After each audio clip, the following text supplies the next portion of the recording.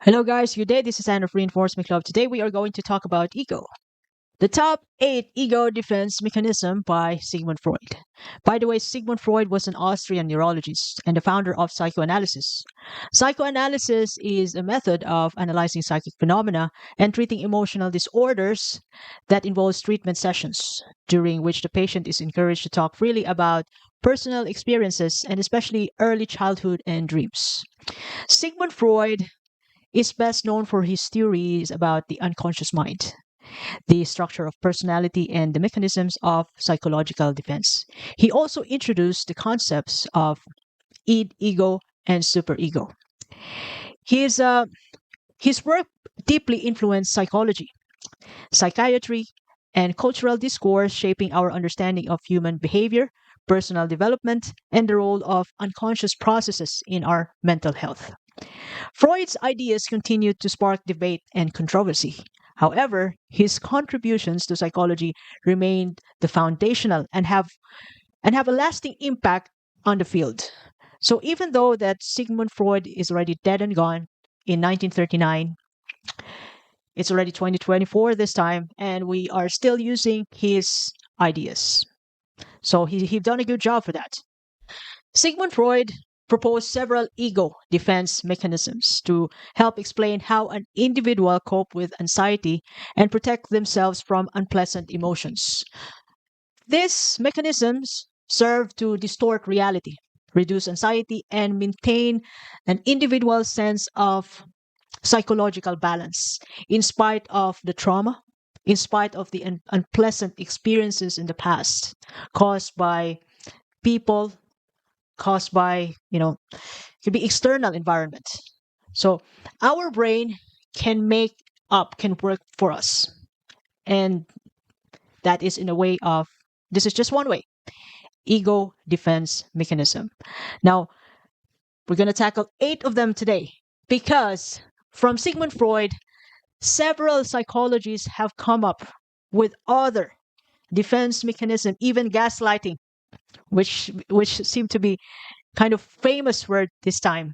But we're just going to tackle the basic 8. Well, as far as I can remember, we have a subject before called mental health nursing. So, in some point, we were able to tackle patients with mental health problems. So, we have a case study with patients who are drug addicts, as well as patients of different sorts of, schizophrenia of different types.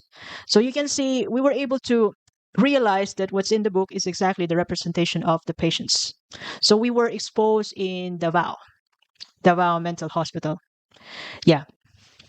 So we were handling patients, and we were able to really see the different types of schizophrenia with the actual representation, as well as what's going to be the consequences, the other issues that they're dealing, as well as those patients who are drug addicts. So far, it was fun, and we were able to learn a lot from them, other than hanging out with the people and going to different places in Davao. Of course, that was one of the best experience that I ever have as a nursing student. By the way, let's go back to the topic. Yeah, we were able to discuss about this different ego defense mechanism. Matter of fact, is Sigmund Freud's daughter Anna Freud, who is also a psychology expert, was able to come up of her own ego defense mechanisms, plus other different psychology experts. So they come up with more than 10 ego defense mechanism. But we are just going to tackle the top 8 by Sigmund Freud this time. Now, the first ego defense mechanism is repression. Repression involves pushing painful or threatening thoughts, memories, or impulses into the unconscious mind. So these are your hidden desires that you cannot really act out, but you just tell yourself, forget about it. The forget about it method. So one example is that, you have a crush on your teacher, but your teacher is married, having a family of 6 kids. And that's impossible. But you fancied him. You fancy him, but in reality, it's impossible. That's next to impossible. So you just tell yourself, forget about it. And yes, you like him, but you don't act out. You're not acting on your thoughts.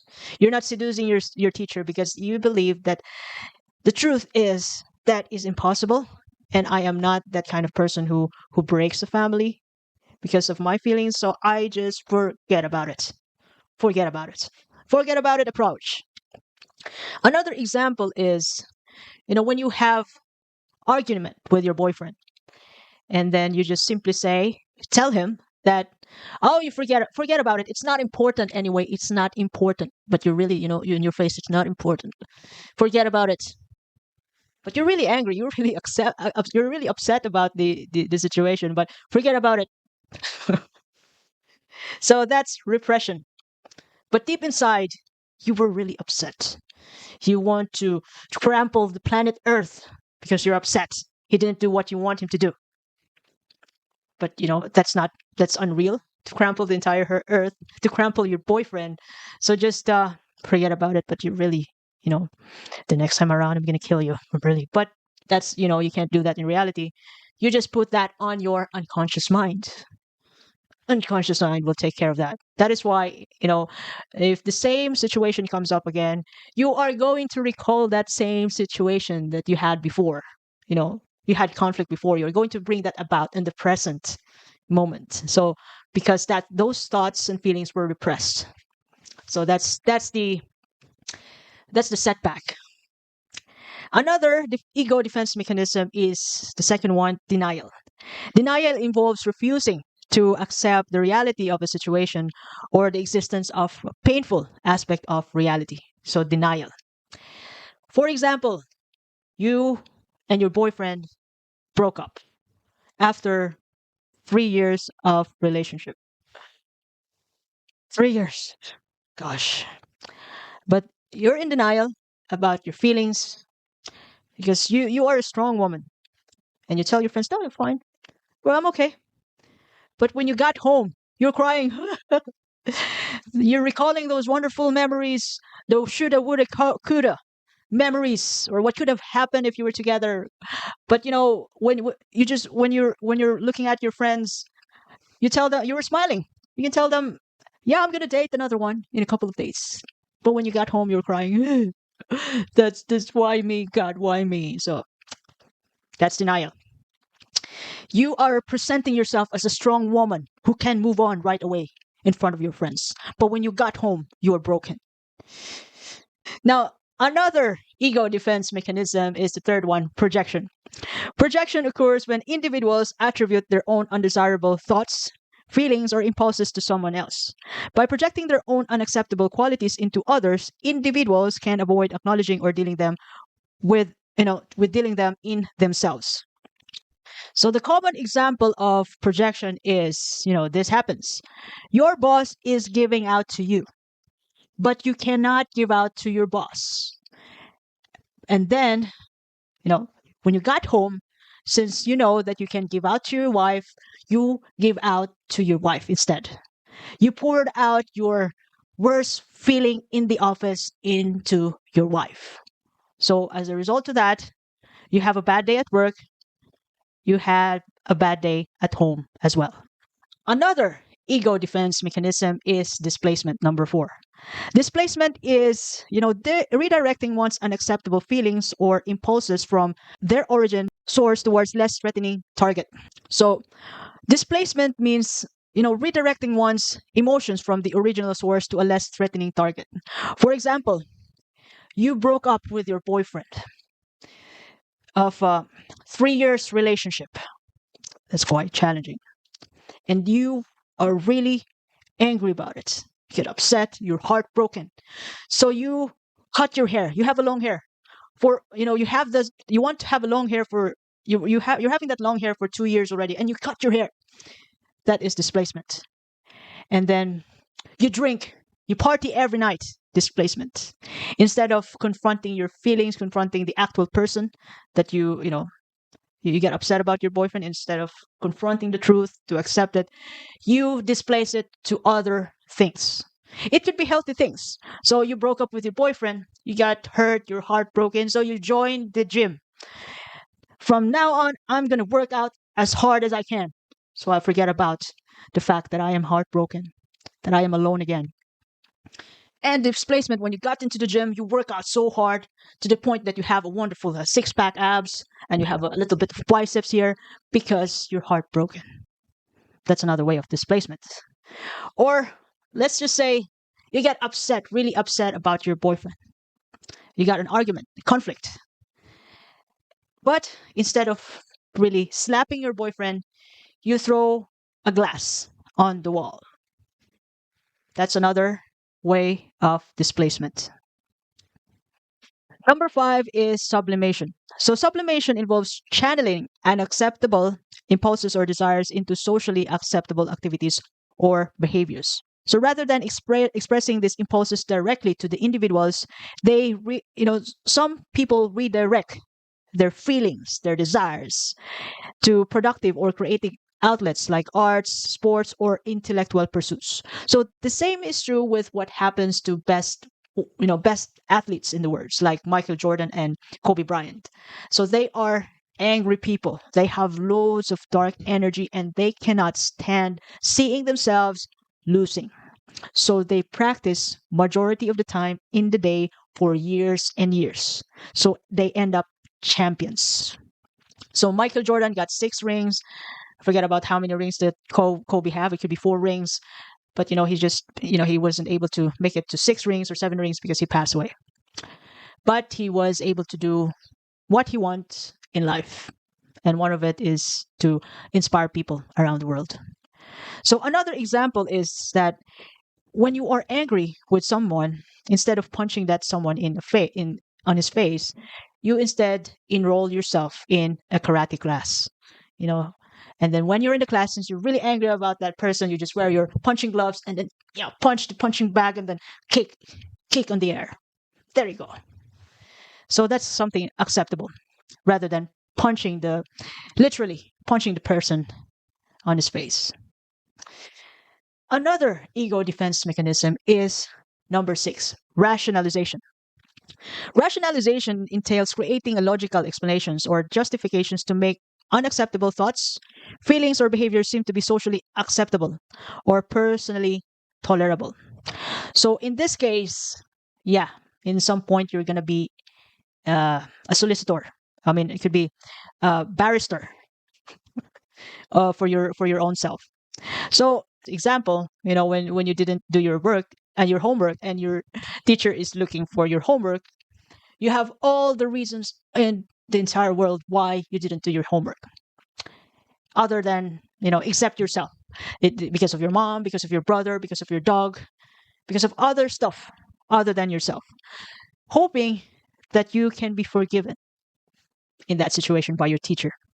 Rationalizing actions, beliefs, to so that an individual can still maintain the sense of self-esteem and reduce the anxiety from that situation.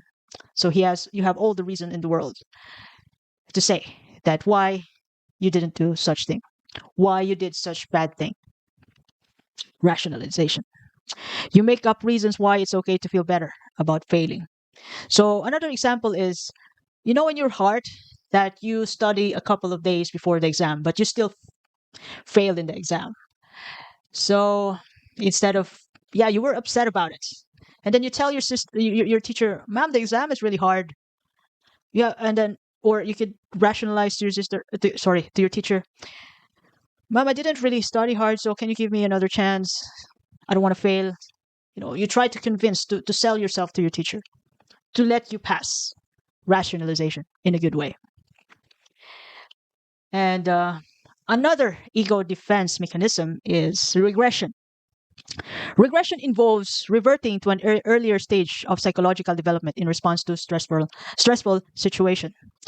So when you're feeling upset, you might start acting like a baby, wanting to be held and comforted. It's like going back to being a little kid when things were simpler and you felt safer. So one of the best example of this is that, did it ever cross your mind that whenever you feel upset and heartbroken and you're lying on the bed in a fetal position like that, and that makes you feel comfortable, like you're inside your mama's womb, and you feel safe, fed, well fed, fetal position. Or sometimes when you have conflict or arguments with your boyfriend and you're acting out like a child, you cry like, I don't want you to do that again. So that's a childish reaction. And lastly, uh, the eighth uh, ego defense mechanism is reaction formation. So reaction formation occurs when individuals express the opposite of their true feelings or desires in an exaggerated manner. I can relate to this. Some people, even though, they like a person, they like someone so bad, but they are so shy to tell them. And by all means of reaction formation, they express the opposite. They are kind of mean to these people that they like. But deep inside, oh my gosh, it's really handsome. She's really beautiful. But I mean, why you didn't do that? Why you didn't do this? But you secretly like the person. You display the opposite. That is reaction formation. It's like pretending you don't like the person when you really do. So you do the opposite.